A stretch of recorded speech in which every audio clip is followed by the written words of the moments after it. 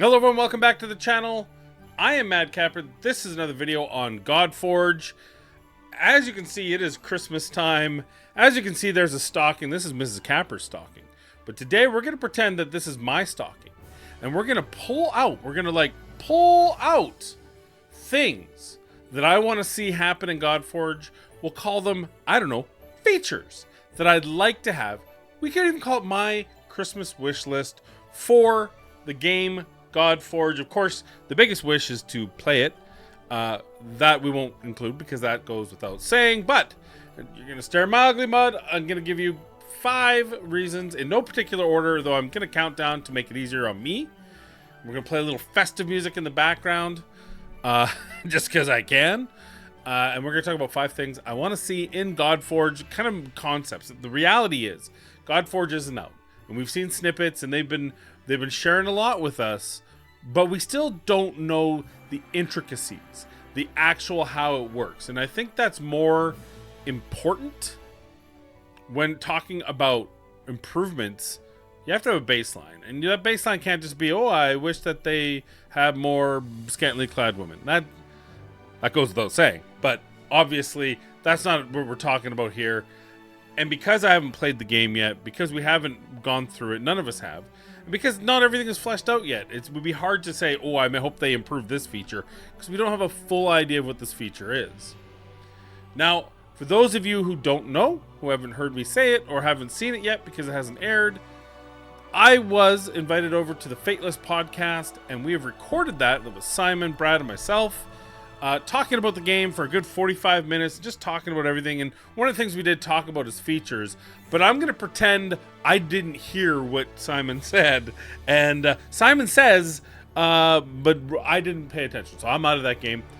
Look, I just want to give you my wish list, and if that wish list had already been answered in the Fateless podcast, well, then maybe you'll have to watch that podcast over on the Fateless channel, where we talk about Godforge and the game and things going on, and maybe even a couple of wishes that I had that I gave to them. But for this video, we're going to talk about 5. We're going to talk about here, and it's more conceptual things that I feel like other games either get right or terribly wrong, and I feel need to happen in this game for it to be a long-lasting, enjoyable success. With all that said, before I get into the actual top 5, if you could do me a favor, like, subscribe, notify, and stay up to date in all the occasional videos I process on both this game and King Arthur, which my last video, King Arthur, had a great time. There is a follow-up. Unfortunately, Amanda's been a little under the weather, and before that, I was a little under the weather, so it's been really difficult to get up the energy to do this for 45 minutes in another video. But don't worry, King Arthur is coming back. There will be more episodes. It seems enjoyable so far, so I want to give it a full shake. That said, let's jump right into number 5.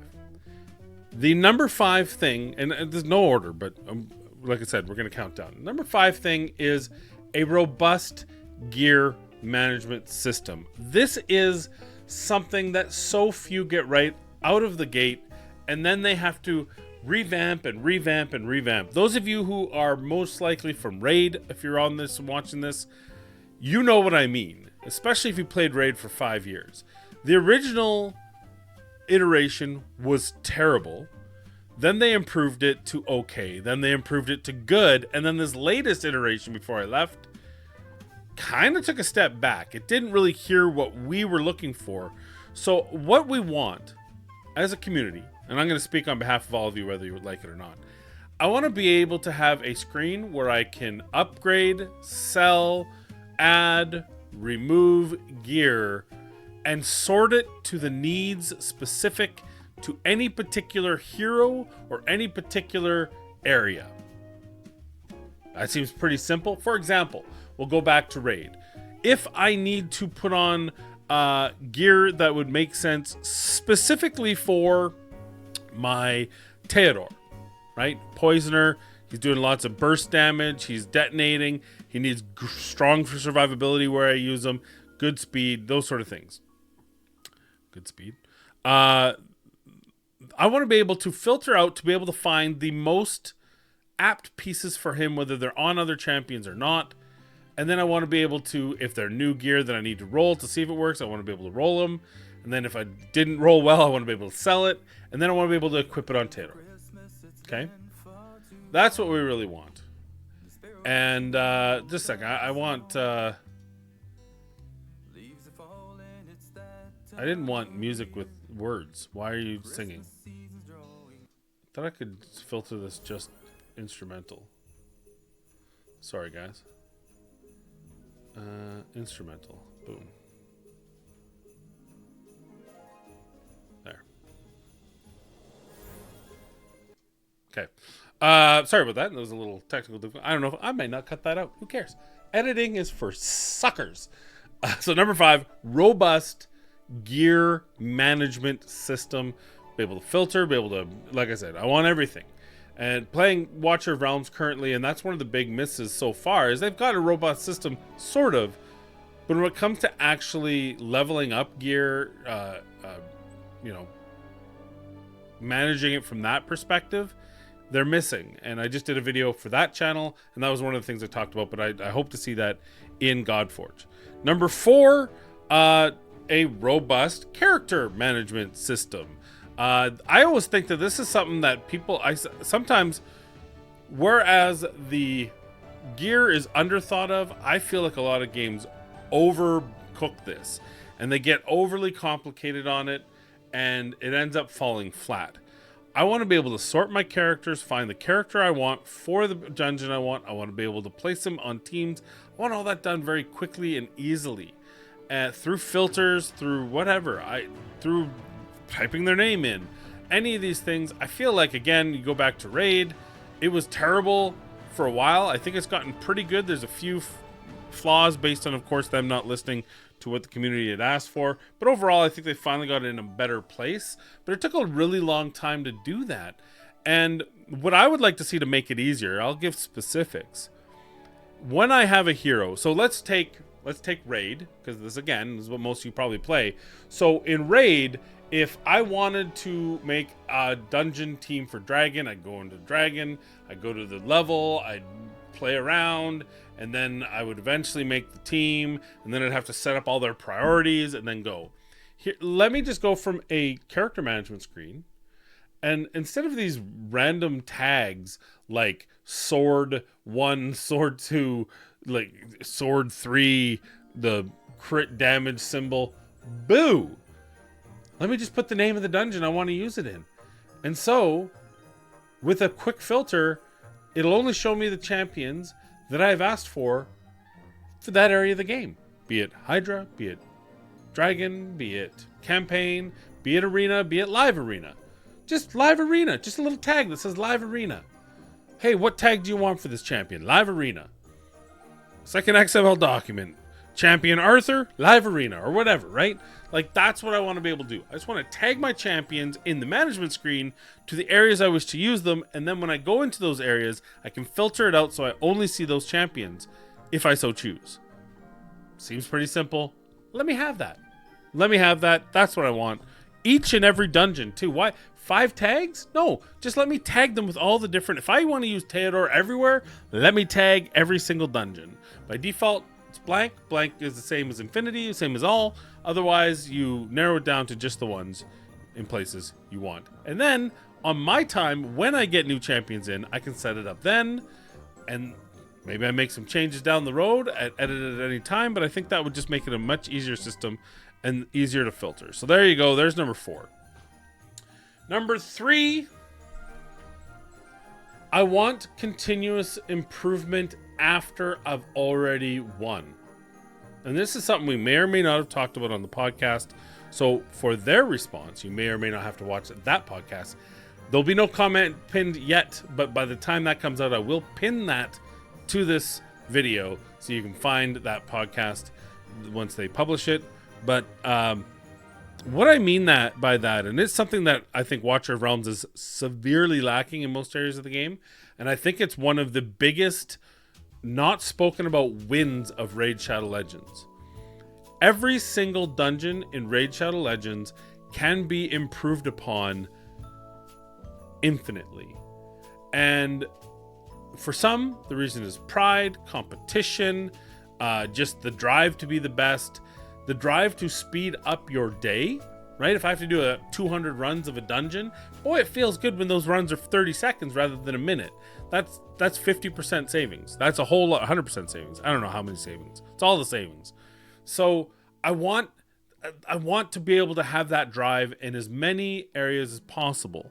I want to be able to improve my dungeon for whatever the different dungeons are, so that I can speed up the time, I can brag to my friends, I can maybe get some kind of in-game rewards. Something. It doesn't even have to be in-game rewards. When you look at the guild boss, the drive and competition to do higher and higher damage on that boss, that you get top chest at an 72 million damage. And yet the push and drive to do hundreds and hundreds and billions of damage sometimes. And same with Hydra. It really added a dynamic from day one that made me want to play the game. There were even two that I'm aware of, maybe there are more. There are two sites, Discord channels, dedicated to record holders for top speeds in every single dungeon. What's your fastest dragon? What's your fastest Fire Knight? That was such a sub part of the game that had nothing to do with the developers, other than the mechanic allowed us to continually improve as we get new champions and stuff. And the incentive was speed, and it doesn't have to be speed. Maybe Godforge, maybe Fateless will add rewards or stuff like that, masteries. Maybe they'll add whatever it may be. It doesn't have to be incentive, but it's nice. Maybe speed is that incentive. Whatever that is, that's what I want. I want all areas of the game to have that feeling of being able to improve, even though you've already beat that dungeon, even though you've already done max damage, gotten the max reward or whatever, to want to go back and play it again and again. Number, what are we? 5, 4, 3, 2, I think we're at number 2. Number 2, please, for the love of all that is holy, and we may have talked a bit about this in the podcast as well, give me a storyline, give me lore, but don't get it in the way. It should supplement the game, not take over the game. And perfect example, Watcher of Realms does this terribly. And I think too much exposition, too much text, too much every dungeon has a time, blah blah blah blah blah.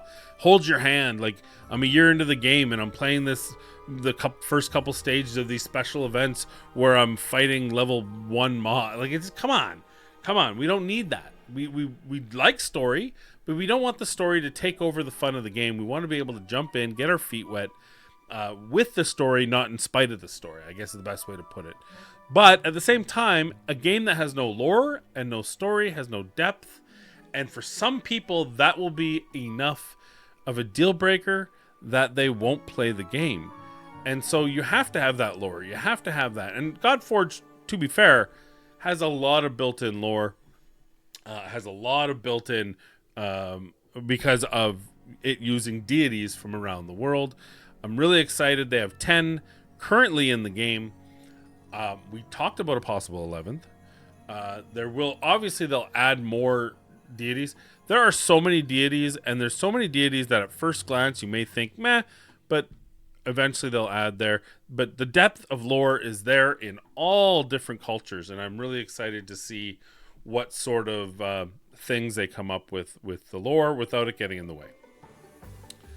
My number one wish for Godforge, my wish list, Sanus, right there. It's right at the top. You can see it, actually.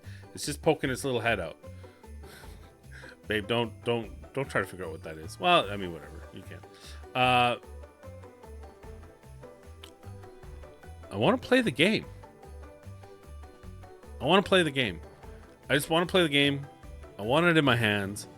I want Fateless to have a resounding success so that Godforge is played for years and years to come. I want people to come to this channel to watch me act like an ass. So my wish is to have a game that's balanced between technical prowess and entertainment value. And it's abstract, and I don't know the answer. Just I know that I don't like making technical videos.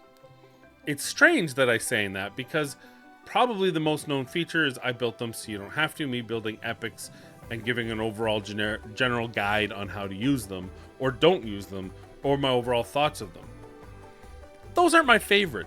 I love progression things like doing 20 different clan boss, where I grab a random stupid champion you'd never use in the clan boss and then fight the clan boss and get top chest with it. Those sort of things. I like having fun. I like being entertained. I love being entertained. I love that aspect of games. And for me, it's a gameplay that lends into having fun, and having fun with you guys watching me have fun is way more of a win from my perspective, my personal wish list, than having a game that has a lot of technical. That's what people like Saf are for. Saf will delve into the numbers, although I guess it wouldn't be fair, being he's on the team, for him to delve in the numbers here. But there are plenty of there are plenty. That's how certain people made it into this game. If you think of the raid creator system, and you think of those who put out guides and put out en masse for everyone, and those who went to the high-end min-maxing world, and you think of all these people like Farsoft who made a tool that can do that, and you think of the Hell Hades team that made a tool that can help you gear stuff so that you can do that's all good, and I love those people, and they'll be out there, and I'm not one of them. I want a game where 3 days a week I can do a video of me just shooting the crap, having a good time, enjoying the game, and hopefully you guys enjoying me play the game. That's what I would like. And of course, as a side wish, I hope that you guys watching YouTube watch me in tens of thousands of people every video, so that I can make this my career. Because why not? I'm moving to the US probably in a couple years, and I am. Probably is, I don't know the timeline specifically. We're working on that as we speak. But wouldn't it be nice to have this as a job? So yeah, maybe if you could get you and a couple 100,000 of your friends to watch every one of my videos, that would help. It would help a lot. But seriously, if I would get 100 viewers or 1,000 or 10,000, I just want to do it while I'm having fun making the content. I don't feel like it's a chore. I don't feel like it's tedious. Ugh. And then, maybe if the game lends itself, maybe you'll see I built them so you don't have to in this game as a once a week supplement, where I do delve into a character, because when I'm having fun for most of the week, it doesn't feel as much of a chore to then jump in and get into the minutia a bit, which is why I made so many of those videos, is because when I was having fun playing Raid, I also was having fun making the more specific content as a side piece, as a secondary thing. And it's only when I felt like, oh my god, I have to make another one of these because that's the video that's going to drive this channel, that's when it became so again, to wrap it in, and this isn't something, I don't know if the Fateless team can make use, this might be the least useful wish ever, but I just want that good marriage of technical for the technicals, for the Safs of the world, and then give me the entertainment so that you can just watch. I can play 20 to 30 minute videos of me just doing stuff and having fun doing it. So those are my thoughts, those are my wishes. What are your wishes? Let me know in the comments down below. And of course, as always, I don't know if I'll see you again this Christmas until after Christmas, unless I can do something while I'm on the road next week. I'm visiting family with Amanda, so maybe we'll try to get a video out for Godforge. I don't know. We'll try to get a King Arthur out this week as well. But if I don't see you again, please have a wonderful season, a Merry Christmas if you celebrate it, a Happy New Year, and we're looking forward to a 2025 that includes Godforge. Thank you for watching. Please be kind, be safe, and we'll see you in the next video.